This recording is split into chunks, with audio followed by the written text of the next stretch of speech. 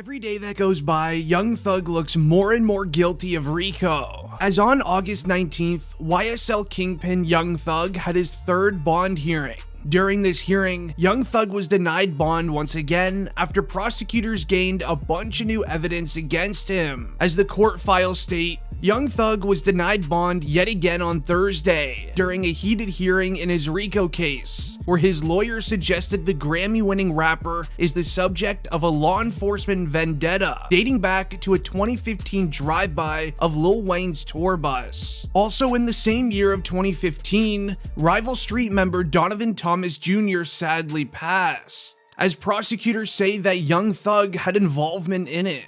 As it states, Jeffrey Williams and Gunna, whose real name is Sergio Kitchens, have pleaded not guilty and deny the allegations, including that Williams had a role in the January 10th, 2015 passing of alleged rival team member Donovan Thomas Jr. Prosecutors say that Williams rented the silver Infiniti Q50 sedan that is linked to the crime. Now, one of the YSL members that are currently snitching against Young Thug also claimed that Young Thug said in a group chat only days after Donovan Thomas Jr.'s passing, he said allegedly in a group chat, "Sacrifices must be made. Soldiers must fall in order for the battle to be won." Now, luckily, Young Thug's lawyer had a very strong defense and proved that Young Thug said no such thing. Now, while Young Thug's lawyer was making great defenses for Young Thug, there was one thing that kept him in jail and denied bond once again, as the judge agreed with the prosecutors when they made the statement on how dangerous Young Thug truly is. The snitches currently in YSL are scared for their families' lives, even with Young Thug behind bars, as this paperwork was released after the hearing was over, stating, "The Fulton County District Attorney says YSL team members are going after the life of a witness, as well as their family in the criminal case against rapper Young Thug and the 27 other alleged team members." It goes on saying, "Willis's office has discovered a document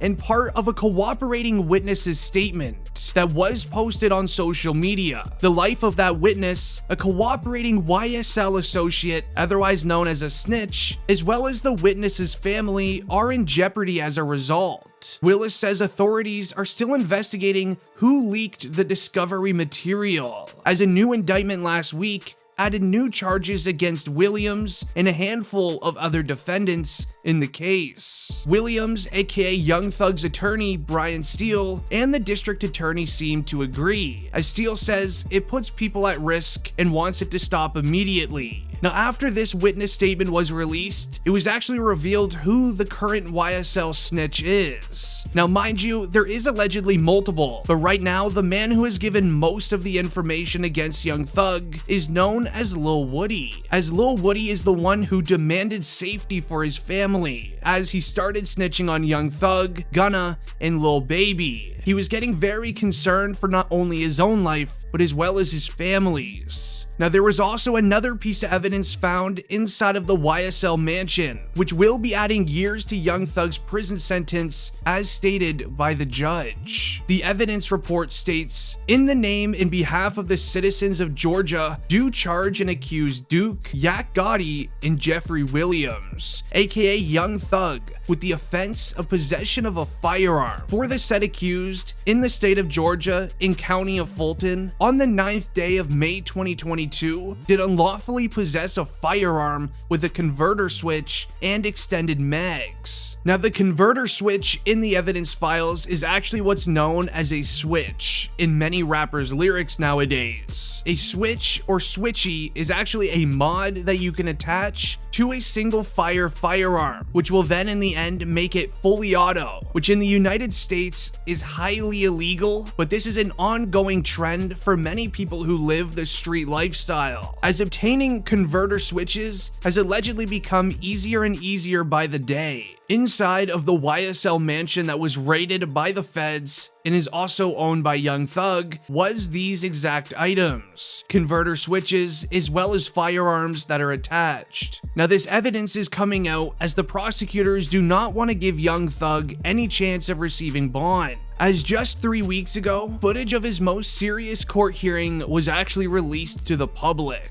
He's the one directing traffic. He is the one they're all afraid of. He's the one that's king slime. He is the most dangerous of the 28, Judge. And I implore you not to grant him a bond. He is dangerous. If he gets a burner, Judge, and the court may know this, a lot of the communications that Mr. Williams is on FaceTime, because it's not traceable, it's not trackable. Judge, I will also say that we have taken proffers from fellow from Mr. Williams. Some are on this indictment, some are not. They have stated uniformly that Mr. Williams is dangerous. They are afraid of him, that if they cross him, he will them and their family. And they were very clear about that. Concerns that this court has is danger to persons and to intimidate other witnesses and obstruct the administration of justice. So and for those reasons in the aggregate, I'm going to deny bond at this time.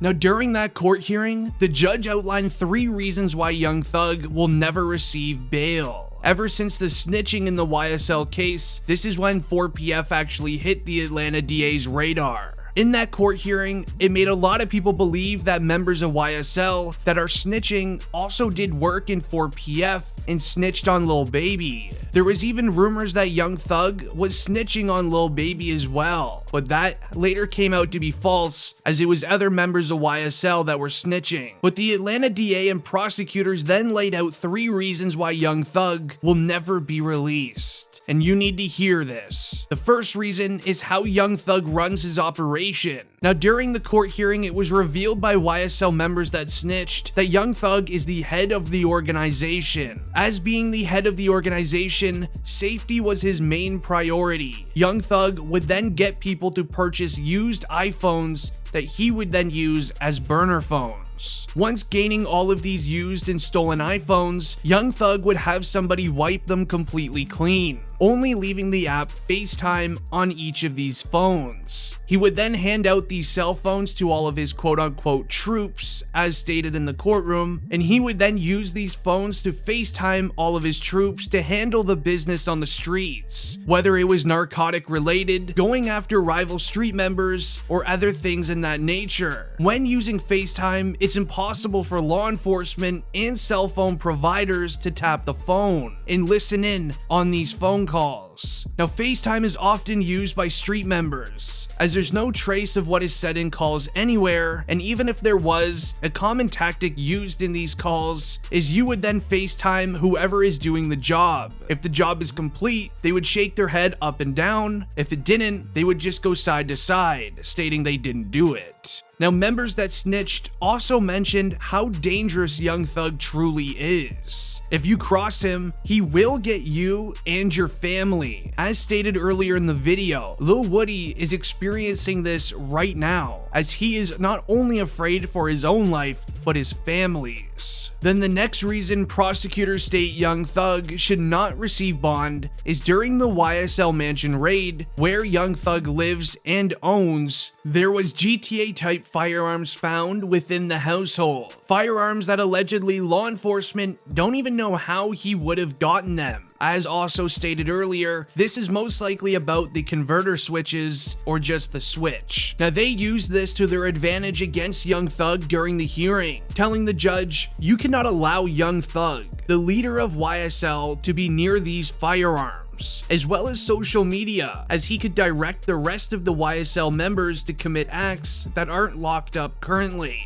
Now, with the last reason being, even with Young Thug behind bars, he's still allegedly organizing crimes and having crimes started. An example of this is when the prosecution in the Young Thug case announced that they had proffer deals from members of YSL, labeling Young Thug the head of the organization. We saw members in YSL that aren't currently arrested trying to delete evidence. As No Jumper reported, a YSL member caught on an illegal cell phone trying to get someone on the outside to destroy evidence in the RICO case. Now, due to how serious this case has become for Young Thug, we're now starting to see Lil Baby get into the mix. As reported by DJ Academics, Lil Baby as well as members of 4PF are next on the Atlanta DA's RICO list, the same list that Young Thug and YSL were on, as new paperwork has been leaked in the Atlanta DA's office, revealing very concerning information. After this was leaked,